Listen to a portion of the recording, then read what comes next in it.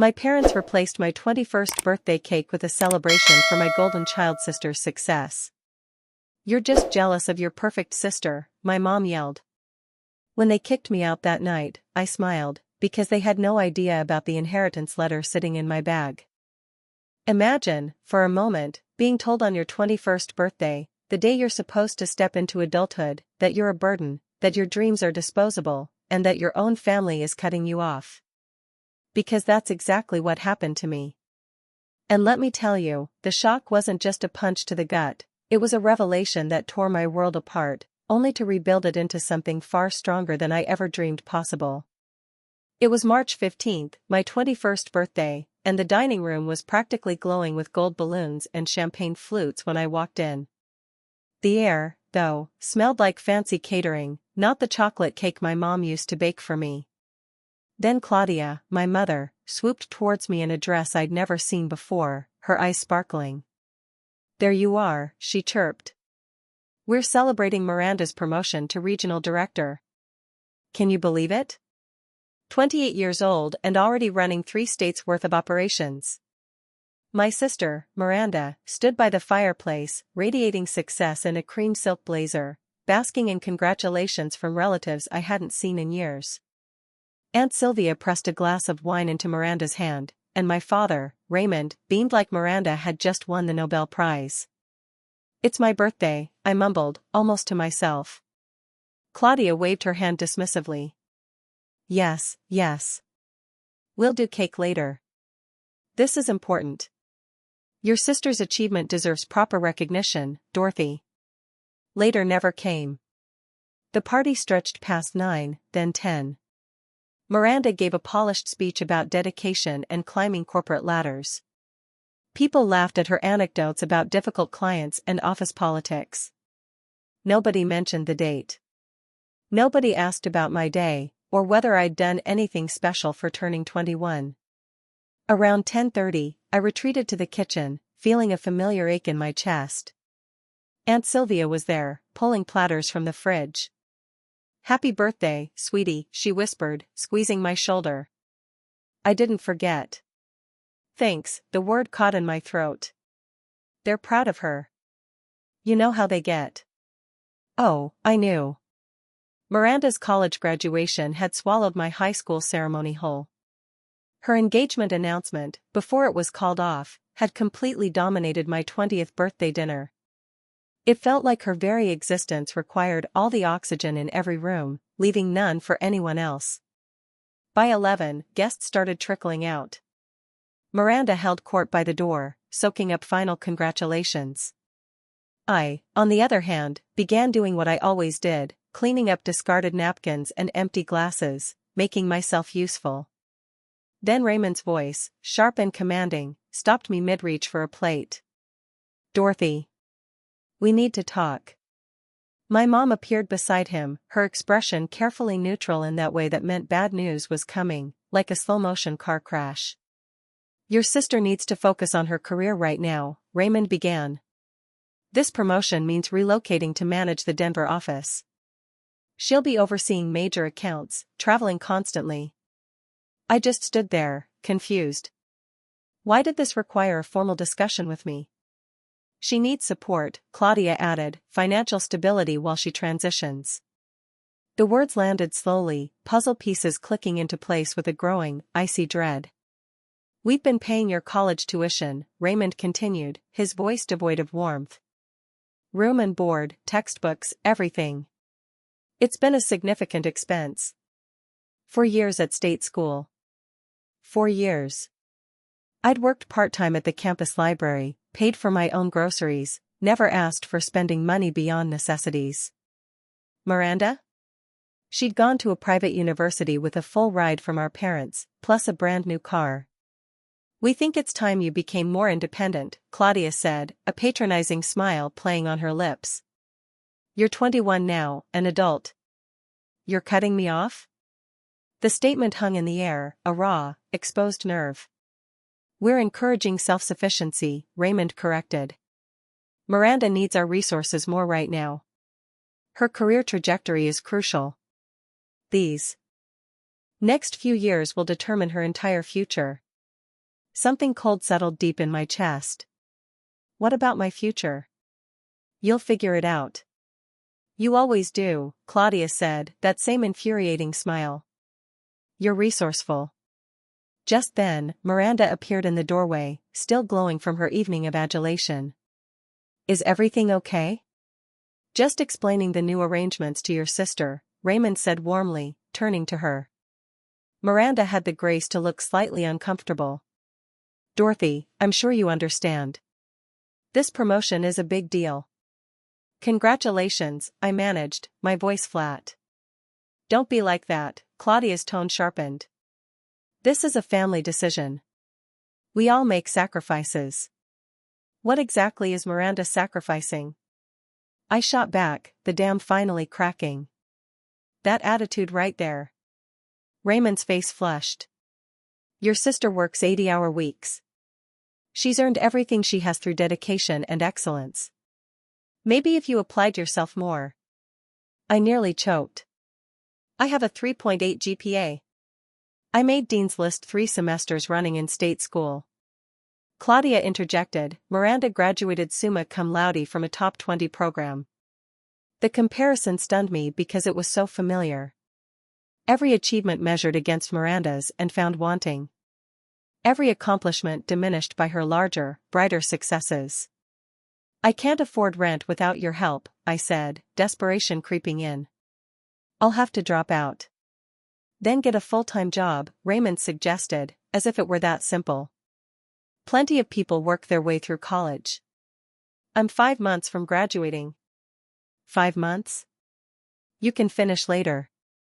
Claudia's patience was clearly exhausted. Miranda needs our support now. This is non-negotiable. Miranda shifted uncomfortably. Maybe we could work something out. Stay out of this. Claudia snapped. You have enough to worry about. I can't believe this. My voice rose despite my best efforts to control it. You throw her a party on my birthday, and now you're pulling my funding so she can have more money?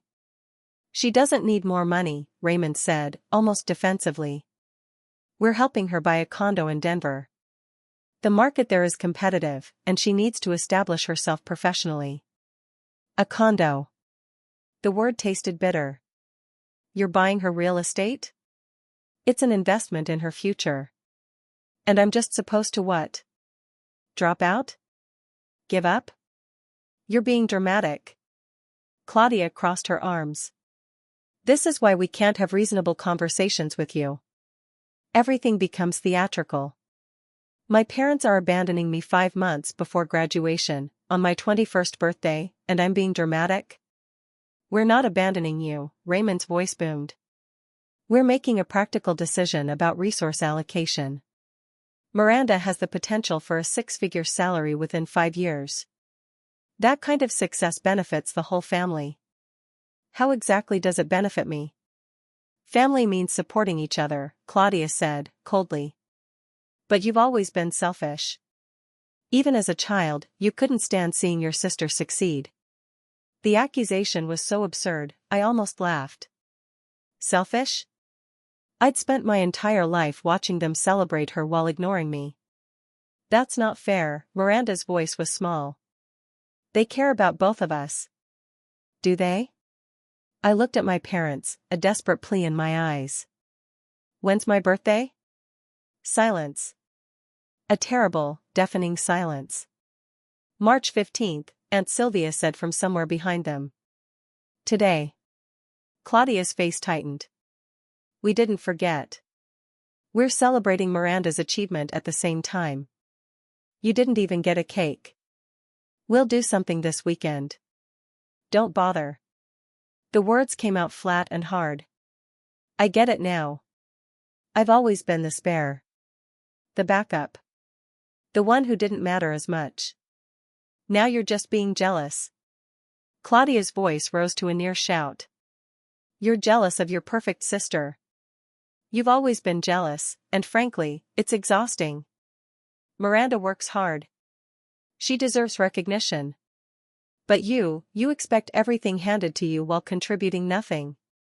The injustice of it struck me breathless. contributing nothing? As if my grades meant nothing, my scholarships meant nothing. The hours I'd spent helping around the house while Miranda was busy with her glamorous internships and networking events meant nothing. Get out. Raymond's voice cracked like a whip. If you can't be happy for your sister, if you can't support this family, then leave. What? You heard me. Pack your things and go. We don't need this negativity in our house. Claudia nodded sharply. Maybe some time on your own will teach you perspective. Miranda looked stricken. Dad, that's too far. Your sister needs to learn consequences, Raymond interrupted, his face hardening. Actions have results, Dorothy. Your attitude has results. I stared at them both, these people who had raised me, trying to find some trace of recognition in their faces. Some acknowledgement that this was insane. That you don't throw your daughter out on her birthday for objecting to being financially cut off. Nothing. Just Claudia's pursed lips and Raymond's stern, unyielding expression. Fine. I turned towards the stairs, my heart a hollow drum. Take only what's yours, Claudia called after me, her voice cutting. Anything we purchased stays here. My room looked exactly as I'd left it that morning, expecting to come home to cake and maybe a small gift. Nothing extravagant, just acknowledgement that I existed, that 21 years meant something. I pulled my duffel bag from the closet and started packing. Clothes I bought with library wages. A laptop I'd saved for over 2 years. Textbooks covered by scholarships. The jewelry box Aunt Sylvia gave me for high school graduation sat on my dresser, and I tucked it carefully between sweaters. At the bottom of my desk drawer, underneath old syllabi and printed assignments, my fingers brushed against an envelope that had arrived 3 weeks ago. Thick cream paper, expensive weight, addressed in an elegant script I hadn't recognized. I'd almost thrown it away, assuming it was junk mail or a credit card offer. But something had made me open it instead. The letter inside had changed everything. I pulled it out now, unfolding the single sheet. Dear Miss Dorothy Hartley, it began. It is my duty to inform you that your great-uncle Preston Hartley passed away on February 3rd. In his will, he has left his entire estate to you, including his property at 847 Elmwood Drive, his financial assets, and his business holdings. The estate is valued at approximately $2.3 million. Please contact our office at your earliest convenience to discuss the transfer of assets. Sincerely, Gardner and Associates, Attorneys at Law. Preston. Dad's uncle. The one nobody talked about because he'd never married, never had kids, spent his life building a small manufacturing company that supplied parts for medical equipment. I'd met him exactly 3 times at family gatherings. A quiet man who asked about my studies and actually listened to the answers. Apparently, he'd been listening more carefully than anyone knew. I tucked the letter into my bag's inner pocket and zipped everything closed. The bag wasn't even full. 21 years of life fit into one duffel and a backpack. Downstairs, the family had reassembled in the living room. Miranda sat on the couch, looking miserable. Aunt Sylvia stood by the window with her arms crossed, a silent sentinel. Claudia and Raymond maintained their positions by the fireplace, a united front against their disappointing daughter. I'm going, I announced, my voice steady. Good, Claudia didn't even look up. Call when you've adjusted your attitude. Where will you stay? Aunt Sylvia asked gently. I'll figure it out. She pressed something into my hand as I passed, a folded bill. Take care of yourself, honey. Outside, the cold March air bit through my jacket. I walked 3 blocks before my legs gave out, and I sat on a bus bench, shaking. Not from cold, but from a potent cocktail of rage, hurt, and a strange, giddy freedom. My phone buzzed. It was Miranda. I'm so sorry. I didn't know they were going to do this. I typed back, did you tell them you didn't need the condo money? 3 dots appeared, then disappeared. No response came. A text from Aunt Sylvia, you can stay with me, always. I smiled despite everything. Then, I pulled out the letter and read it again under the flickering streetlight.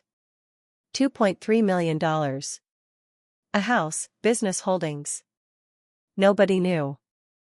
I'd been processing the information privately for weeks, trying to understand what it meant, how it would change things. Planning to tell my parents eventually, maybe after graduation. But now, sitting on that bus bench with everything I owned in a duffel bag, I made a different choice.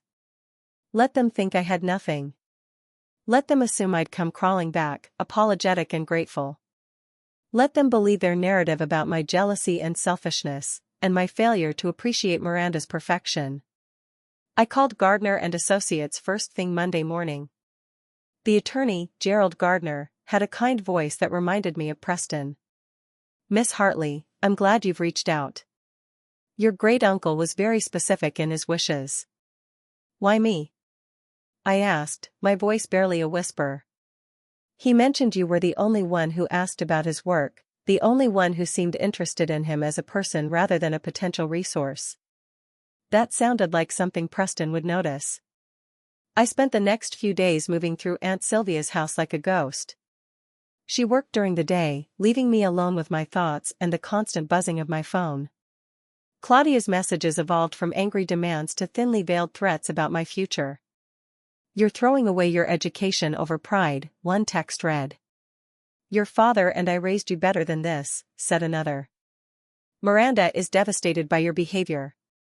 You're tearing this family apart." That last one made me laugh out loud, a harsh, brittle sound in the empty kitchen. I was tearing the family apart? Not them, with their blatant favoritism and calculated cruelty?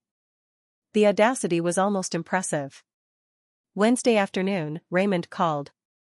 I let it go to voicemail. "Dorothy, this is your father.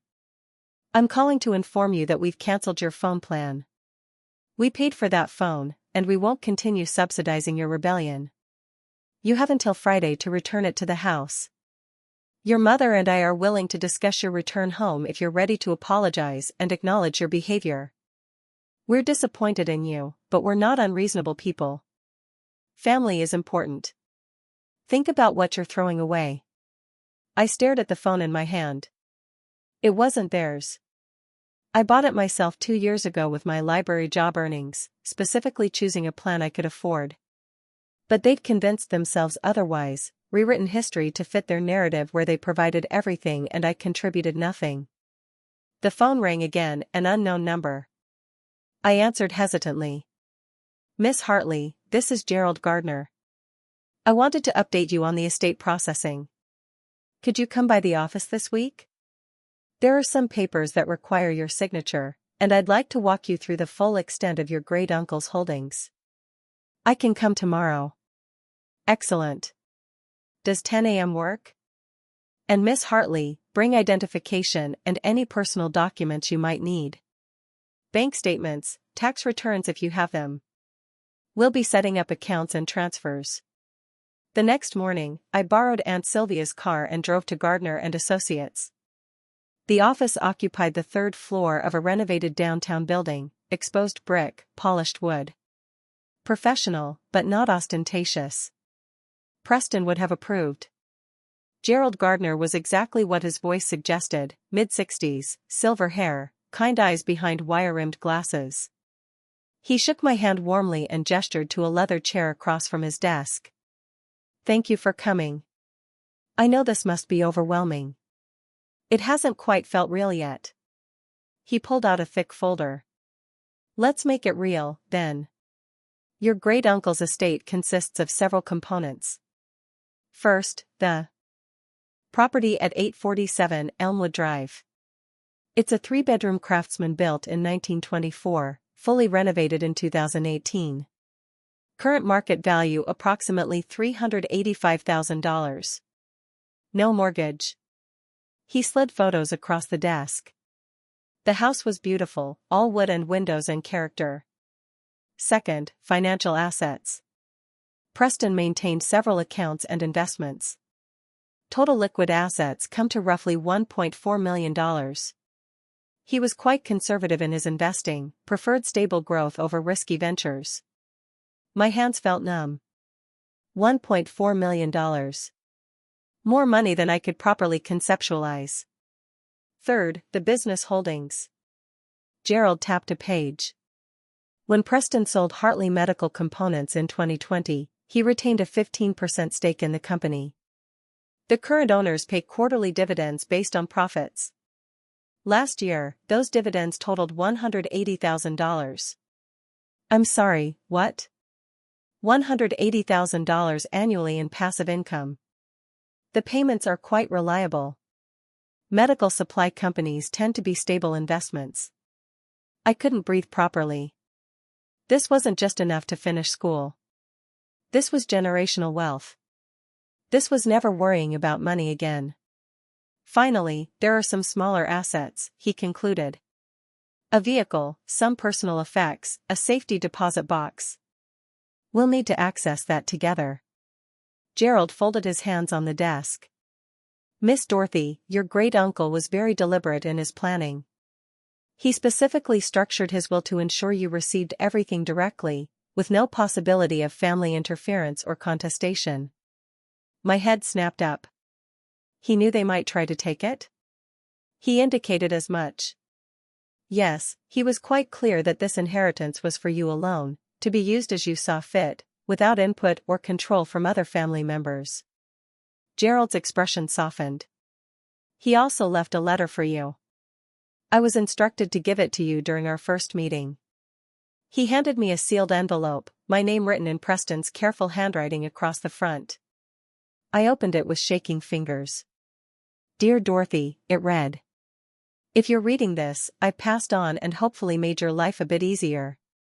I'm not a sentimental man. Never have been. But I want you to know why I made this choice. I've watched your family for years, attended the gatherings, observed the dynamics, said nothing because it wasn't my place. But I saw how they treated you, how every accomplishment was minimized, every achievement overshadowed, how you made yourself smaller and quieter, hoping that would earn you the love they gave so freely to your sister. I recognized it because I lived it myself. I was the odd one in my generation, the one who didn't marry or have children, who preferred working with my hands to playing politics. My own brothers barely spoke to me, considered me an embarrassment to the family name. But I built something anyway, made something of myself without their approval or support. And I was happy, Dorothy. Happier than most of them. I suspect I'm leaving you everything because you reminded me of myself at your age. Smart, capable, underestimated. You asked questions about my work because you actually cared, not because you were being polite.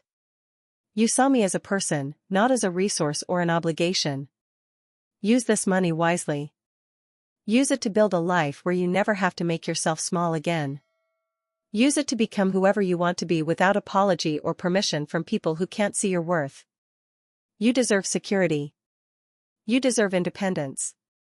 You deserve to know that at least one person in your family recognized your value.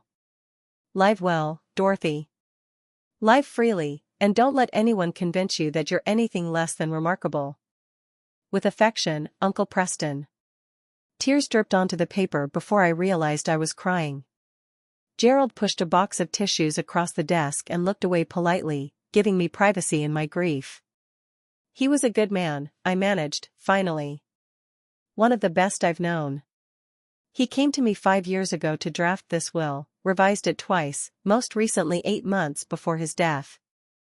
Each time he was more certain that you were the right choice. Did he know he was dying? He had a heart condition. Knew his time was limited. That's why he wanted everything arranged properly. Gerald pulled out more papers. Now, let's discuss the practical matters. We spent the next 2 hours going through paperwork, signing documents, providing information, making decisions about accounts and investments. Gerald explained everything patiently, never making me feel stupid for asking questions. The house is currently vacant, he said as we finished. Preston passed away there, but it's been cleaned and maintained. Utilities are still active, paid from the estate account. You can move in whenever you're ready, or we can arrange to rent it out if you prefer. I'd like to see it. Of course. I have keys here. He handed me a ring with 3 keys attached: front door, back door, and safety deposit box. The box is at First National Bank downtown. You'll need to make an appointment and bring identification. I left the office feeling disconnected from reality. Everything familiar had been stripped away in the span of a week, replaced with possibilities I'd never imagined. The weight of the keys in my pocket felt significant, like they opened more than just physical doors.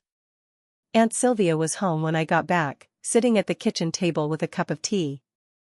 "How did it go?" she asked gently. "It's real.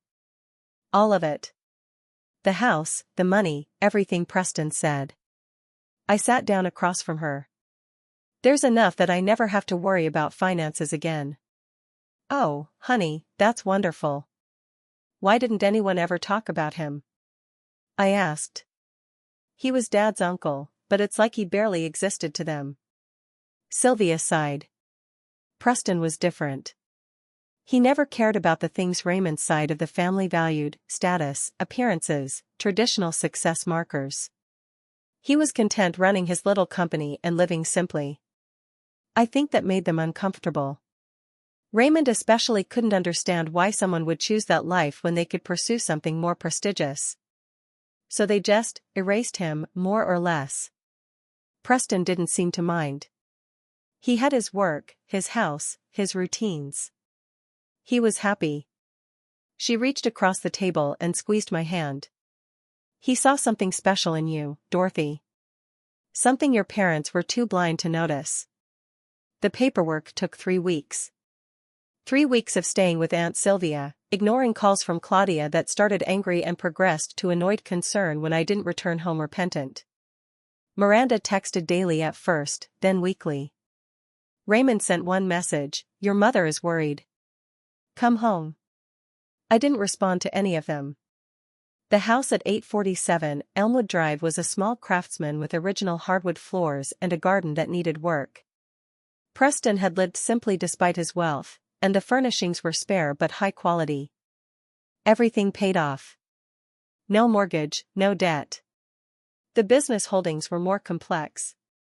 Preston's company had been sold 5 years ago, but he'd retained partial ownership and received quarterly dividends, enough to live comfortably without working. Though, I had no intention of dropping out with only 8 months left. The first time I walked into 847 Elmwood Drive, late March, sunshine streamed through the original glass windows, catching dust motes and golden beams. The house smelled like lemon polish and faintly of the pipe tobacco Preston used to smoke. His furniture remained exactly as he'd left it: a worn leather armchair by the fireplace, bookshelves stuffed with technical manuals and mystery novels, a kitchen table that had probably been there since the 1950s. In the bedroom, his clothes still hung in the closet. I spent an afternoon carefully packing them for donation, crying over cardigans and work shirts that smelled like someone who'd cared about me more than my own parents did. The study was where I found the photo albums. Preston's life documented in careful chronological order, black and white images progressing to color. Pictures of him as a young man in a Navy uniform, shaking hands with someone important during a medal ceremony. Wedding photos of relatives I recognized, Preston always on the edges, observing. His company's grand opening, just him standing proudly in front of a modest storefront with Hartley Medical Components painted on the window. And near the end, tucked into the most recent album, photos of me. My high school graduation, Preston in the back row. A candid shot from some family gathering where I was reading in the corner. A newspaper clipping from the campus paper when I'd won a research award sophomore year. He'd been paying attention all along, documenting my life when nobody else seemed to notice. I enrolled in summer classes to finish faster. Moved into Preston's house. Bought a reliable used car. Set up automatic payments for bills and tuition from the estate account. Living alone was strange at first. The house creaked and settled in ways that made me jump. But slowly, it became a sanctuary, a place where nobody expected me to be anyone other than myself. I painted the second bedroom a deep blue and set up a proper study space. Planted vegetables in the garden that had gone wild, learning through trial and error what thrived and what didn't. My phone kept ringing. Claudia's calls came at odd hours, like she was testing whether I'd gotten a new number or just wasn't answering. I hadn't changed it yet, perversely curious about what they would do, how long they'd keep trying before accepting I was really gone. 3 weeks after I moved into Preston's house, a formal letter arrived from Raymond. Typed, not handwritten, with a kind of language that suggested he'd consulted someone about it. Dear Dorothy, it began, your mother and I have given you space to reflect on your choices and behavior. We believe sufficient time has passed for you to recognize that your actions on March 15th were disproportionate and hurtful to the entire family. We are prepared to reinstate your funding and welcome you back home under the following conditions. 1. You will apologize to your sister for your jealous outburst and attend family therapy to address these issues. 2. You will acknowledge that our decision to support Miranda's career transition was sound financial planning, not favoritism. 3. You will maintain respectful communication with all family members and participate in family obligations. Should you agree to these terms, we can move forward and put this unfortunate incident behind us. However, if you choose to continue this arrangement, you will be doing so with the understanding that you are rejecting your family and the support we have provided throughout your life. We expect your response within 2 weeks. Sincerely, your father. I read it 3 times, marveling at the complete absence of self-awareness. They still thought they held all the cards, that I'd eventually come crawling back, desperate for their approval and money. Instead of responding, I framed it. Hung it in my study as a reminder of exactly who they were when they thought I had nothing. Finals came and went. I pulled straight A's across the board, finished my degree requirements with a cumulative GPA that put me in the top 5% of my class. The registrar's office confirmed I'd graduate in August. Just needed to attend the ceremony. I bought my own cap and gown.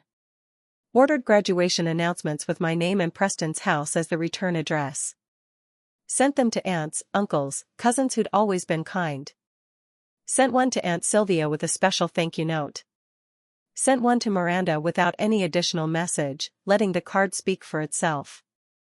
I did not send one to my parents. June arrived, hot and humid. I spent evenings on Preston's front porch with books and lemonade, watching neighbors walk their dogs, learning the rhythm of the street. The family next door, the Kowalskis, had 3 kids who played in the yard every afternoon. Mrs. Kowalski brought over a casserole when she realized someone new had moved in. Stayed for coffee, didn't pry about why a 21-year-old was living alone in a house this nice. You have kind eyes, she said before leaving. Like the man who lived here before. He used to watch my kids play and always waved. We miss him. He was my great uncle. Oh, honey, I'm so sorry for your loss. He was a good neighbor. I think he'd be happy knowing you're here. These small kindnesses meant more than I could express. People who didn't know my history, didn't compare me to Miranda, just accepted me as I was. Miranda's texts increased in frequency through June. Mom won't stop crying. She thinks you've completely cut us off. Dad got a letter from some attorney asking about Preston's estate. Are you involved in that? Please just call. Even if you're still angry, they're worried. I told them they were wrong. That what they did was wrong. It didn't go well. That last message made me pause. I called her back.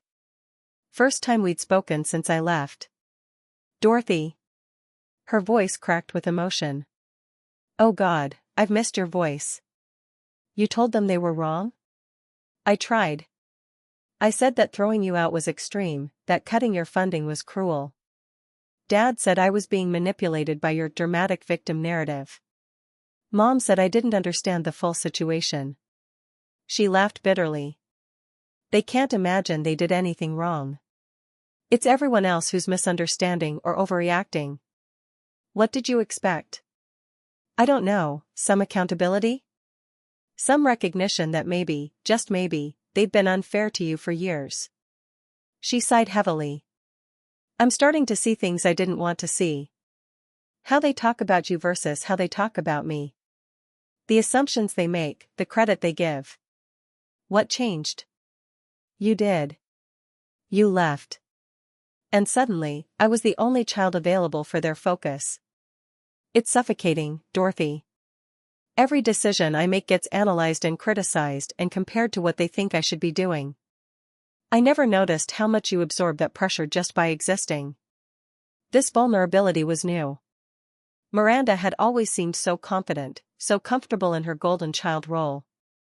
Are you okay? I asked. No, not really. I'm realizing my entire life has been performing for them, and I don't know who I am without an audience. She paused. Can I ask you something, and you can tell me it's none of my business?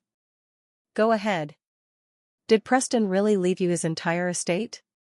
It took until July for Claudia to show up at Aunt Sylvia's house, furious that I'd abandoned the family and caused unnecessary drama. Sylvia calmly informed her I hadn't lived there for weeks. Where is she? Claudia demanded. You threw her out. Why do you care? She's being ridiculous. This has gone on long enough. Sylvia, bless her, told Claudia to leave and not come back without an apology ready.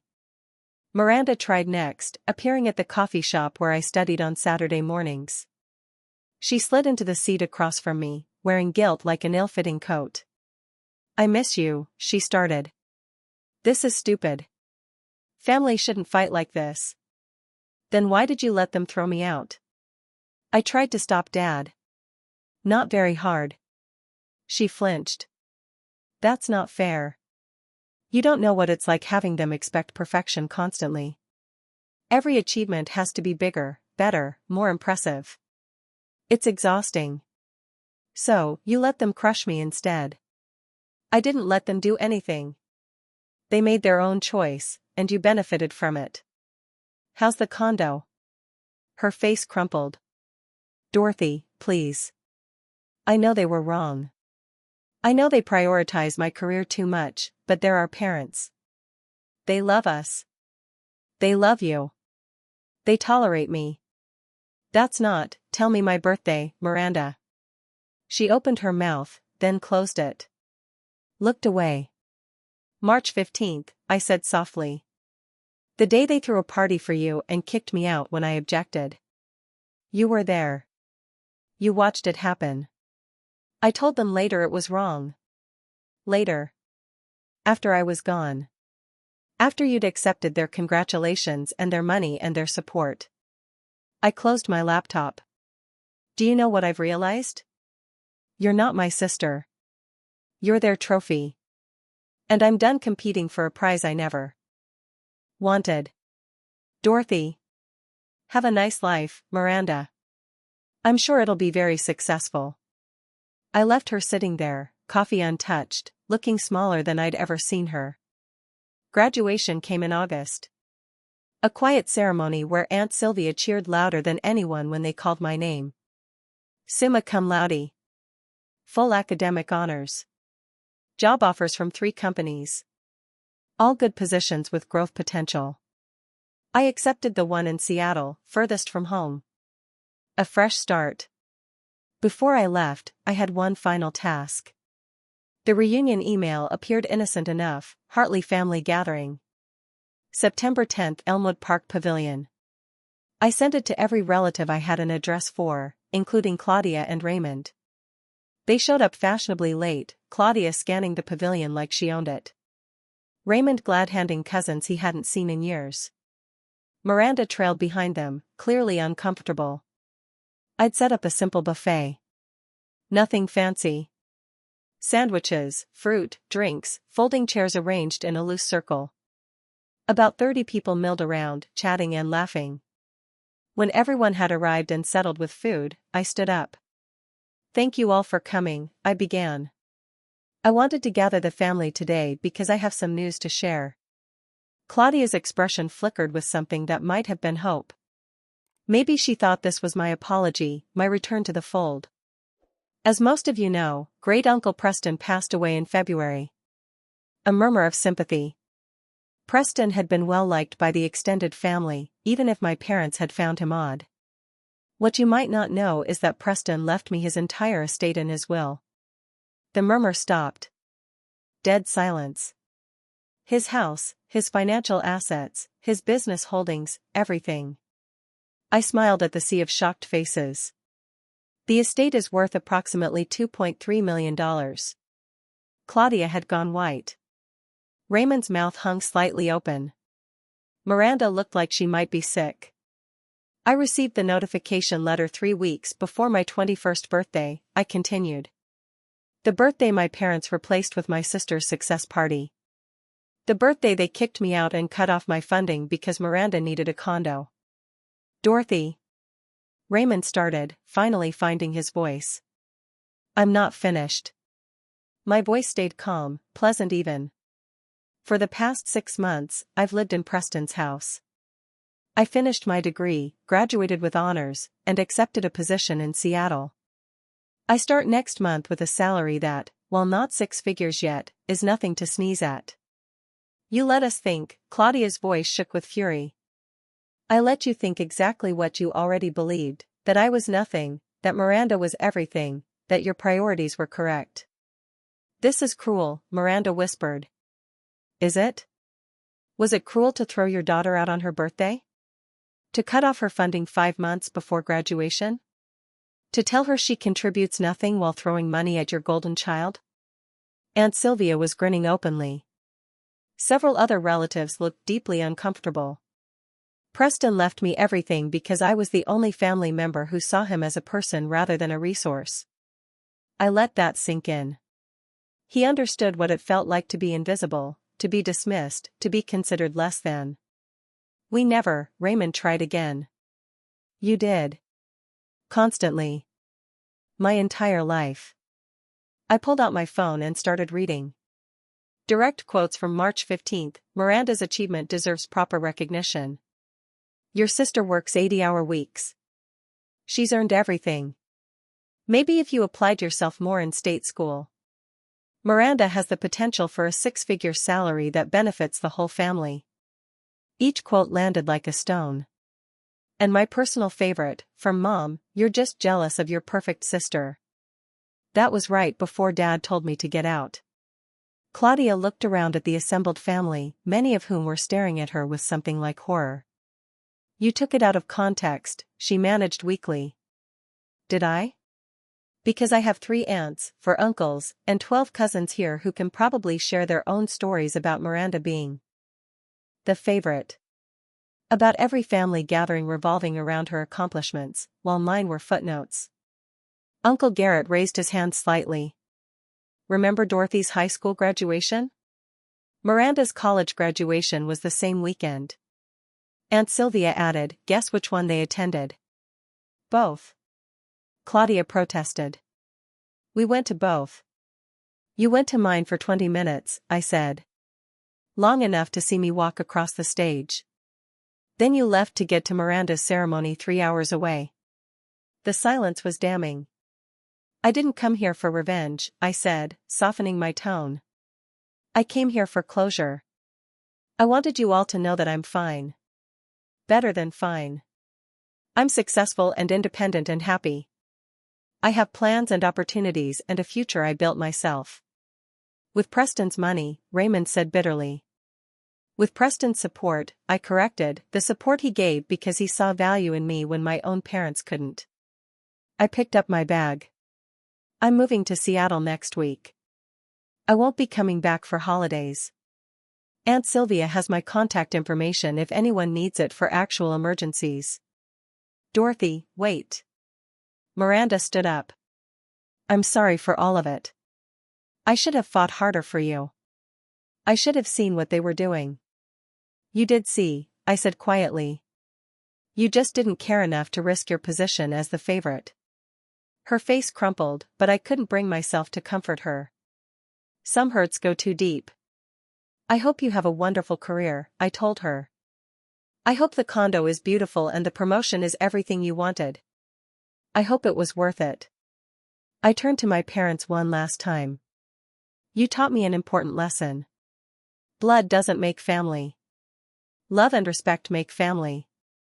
You gave Miranda everything and me nothing, then acted shocked when I stopped showing up for my own devaluation. We love you, Claudia said, tears streaming down her face. Maybe you do. But you love Miranda more, and you always have, and I'm done pretending that doesn't matter. I'm done making myself smaller so she can be bigger. I'm done competing in a rigged game. I walked away from them, from the pavilion, from the family that had never quite felt like mine. Aunt Sylvia caught up to me in the parking lot. That was magnificent. Was it too much? Honey, it was about 20 years too little. She hugged me hard. I'm so proud of you. I couldn't have made it without you. Yes, you could have. But I'm glad you didn't have to. She pulled back and looked at me seriously. Preston saw something special in you. So do I. Go to Seattle and build something amazing. I did exactly that. Seattle was rainy and green and full of people who knew nothing about my family dynamics. I threw myself into work, made friends, explored the city, went hiking on weekends, tried new restaurants, took up pottery because, why not? 3 months in, I got a call from an unknown number. Dorothy, it's Miranda. I almost hung up. How did you get this number?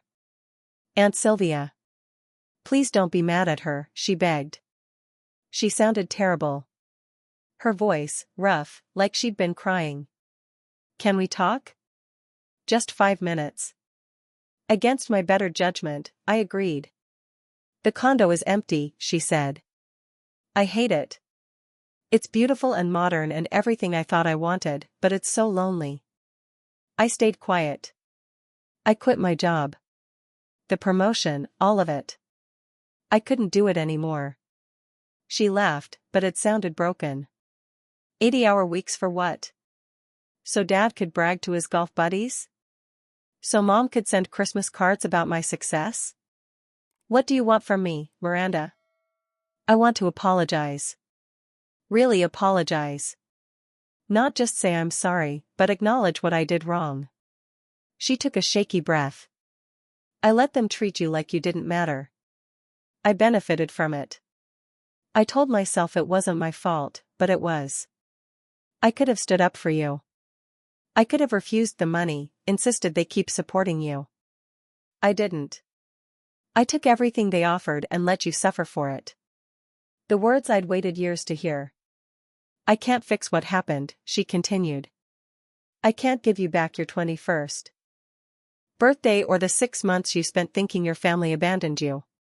But I want to try to be better, to be an actual sister instead of just their trophy. What about Mom and Dad? I'm not talking to them right now. I told them I needed space to figure out who I am outside of their expectations. She paused. They didn't take it well. I bet. Dorothy, I don't expect forgiveness. I don't expect us to be close or anything like we should have been growing up. I just needed you to know that I see it now. I understand what they did, what I let them do. I watched rain streak down my apartment window, weighing her words. I appreciate the apology, Miranda, but I need time. A lot of time. You weren't just complicit. You were the reason. Not on purpose, maybe, but still. Every time they chose you over me, part of me died a little. I'm only now figuring out how to live without that constant rejection. I understand. Her voice was small. For what it's worth, I think you're incredible. Your strength, your resilience, the way you built a life after they pulled the rug out. I'm proud to be related to you, even if I don't deserve to be. We hung up shortly after. I didn't promise to call back, but I didn't say I wouldn't either. A month later, a package arrived. Inside was a framed photo of us as kids, maybe 7 and 10, building a sandcastle at some long-ago beach trip. We were both grinning, covered in sand, actually looking like sisters. The note read, I found this in Mom's attic. Thought you might want proof that we were happy once. I put it on my bookshelf. Not prominently, but not hidden either. Slowly, carefully, Miranda and I started rebuilding something.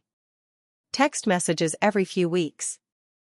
A phone call on my 22nd birthday where she sang off-key and made me laugh. An email chain about a TV show we both watched. It wasn't forgiveness, not fully, but it was a start. Claudia and Raymond? I haven't spoken to them since the pavilion. They sent letters at first, full of justifications and explanations and carefully worded non-apologies. Then came the attempts at reconciliation through relatives. Then the guilt trips about how I was destroying the family. I ignored all of it.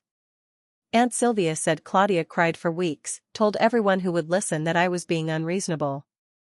Raymond apparently tried to contact Preston's attorney, convinced there must be some way to contest the will. There wasn't. The last I heard, they had sold the family house and downsized. Something about financial constraints, though Aunt Sylvia couldn't get the full story. Apparently, supporting Miranda's lifestyle and their own had gotten expensive without my compliance to make them feel generous. I felt nothing hearing that news. Not satisfaction, not sympathy, just the dull flatness of complete disconnection. At 23, I got promoted to senior analyst. At 24, I bought a second property as an investment. At 25, I started my own consulting firm using Preston's business model as inspiration. I'm 26 now. My company has 8 employees and growing. I mentor young women in tech, help them navigate male-dominated spaces, teach them their worth isn't measured by anyone else's standards. Sometimes potential clients ask about my family, making small talk. I tell them I have a wonderful aunt in Ohio and a sister I'm reconnecting with. That usually satisfies curiosity. The rest I keep private. The pain of being second best. The rage of betrayal. The night I stood in my childhood bedroom, packing a duffel bag while my parents valued my sister's career over my education. Those are mine alone. But so is the victory. The moment I stood in that pavilion and watched realization dawn on their faces. The knowledge that I'd survived their worst and built something beautiful from the rubble. The inheritance letter that changed everything, tucked safely in my bag the night they thought they were destroying me. Preston's house is rented out now to a nice young family. I keep his photo on my desk. This quiet man who saw value where others saw nothing worth noticing. He left me more than money. He left me proof that I mattered to someone, that my existence had value beyond comparison to Miranda's accomplishments. On March 15th each year, I take myself out for chocolate cake, the fancy kind, from the bakery downtown, with real buttercream and raspberry filling. I light a candle, blow it out, and thank Preston for the gift of independence. Then I call Aunt Sylvia, text Miranda, and get back to building the life I was told I didn't deserve. Because that's the real revenge. Not the money, not the reveal at the pavilion, not even the shocked look on my parents' faces when they realized their disposable daughter had more value than they'd ever imagined. The real revenge is being happy. Genuinely, thoroughly happy in a life I created on my own terms. They tried to make me nothing. Instead, they freed me to become everything. And that letter in my bag, that beautiful cream envelope with its elegant script? I keep it framed in my office now.